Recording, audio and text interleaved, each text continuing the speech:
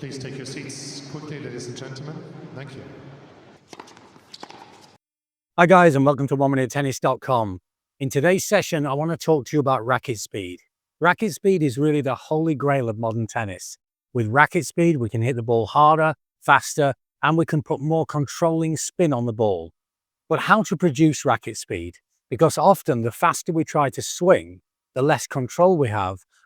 There's a substantial loss of form and technique, and the arm can get tense. So in trying to swing faster, we actually swing slower.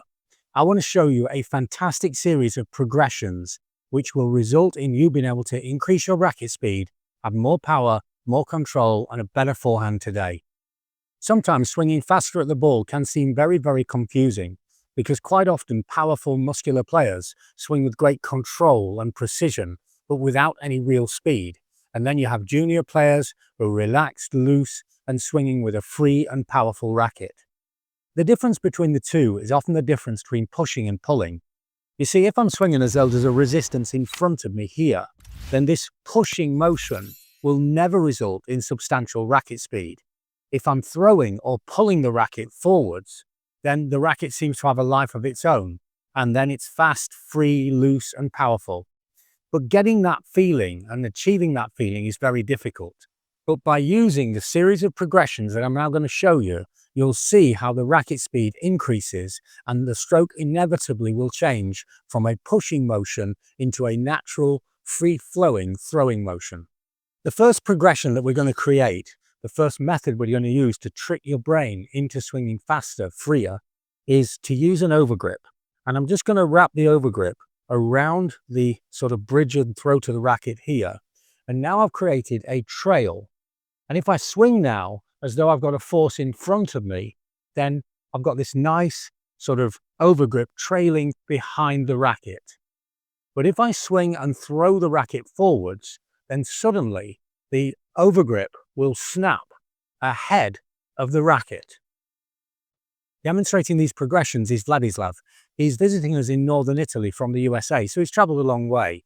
And see how as he increases the racket speed, then the overgrip is suddenly projected ahead of the racket, or it's snapping, it's catching on itself and snapping as it tries to accelerate past the racket. Can you feel the difference? Yeah, I can hear the snap. With a slower swing, it trails behind. With a faster, freer, looser swing, then it accelerates ahead. This is a great way of getting the feel of how to get racket speed and the difference between a slow, controlled racket and a fast, fluid, loose, and free racket. And simply achieving this feeling of projecting the racket forwards and throwing the racket through the ball instead of pushing it will definitely improve the stroke. But we can increase racket speed more, we can improve the stroke more. And to do that, Vlad is now going to hit some orange dot balls. Now, orange dot balls are normally designed for small children. They go a much shorter distance than a normal ball. So now, to get a full free stroke, and he's trying to hit right to the baseline, then Vladislav is going to have to hit right through this ball with massive power. He's really going to have to accelerate the racket simply to achieve a normal basic ground stroke. See how he's putting more and more racket speed in, and yet retaining the shape of the stroke and the control. And now the next progression is to move on to a green dot ball. The green dot balls are much closer to yellow balls, but you still have to swing with more acceleration and with a faster racket to actually make the stroke and hit the full distance of a tennis court.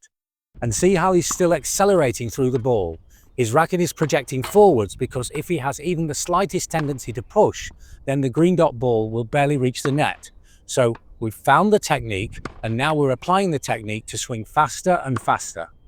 And now, to encourage the transition to normal yellow balls, I'm going to alternate between the green dot ball and the yellow ball. See how he's retaining the technique, but swinging with huge racket speed. And the final progression naturally is to move to normal tennis balls, and see how Vlad is attacking each ball. He's throwing the racket through the ball, but with real acceleration, with real control, with real power. He's got more spin, he's got more speed, he's got a better forehand.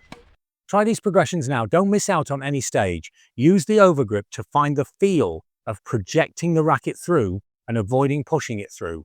And then use the softer balls to get the feel of actually accelerating the racket through the ball, of using this throwing motion with a faster, easier, and more powerful arm. And you'll have a better, easier, and more powerful forehand today. If you like our ideas on tennis, check out our books on Amazon. We have books on every aspect of the game, and the books are super clear with very detailed information. Or join us for online coaching. I'm helping players all over the world with a unique blend of video analysis or one-to-one coaching. For more information, check out the website or email me. Use these progressions. Use them to find the technique and the shape of the stroke, and then use them to find the acceleration and powerful speed required for a great stroke, and you'll have a better, faster, and more powerful forehand. Thanks for watching, and see you next time for more unique tennis lessons that really work.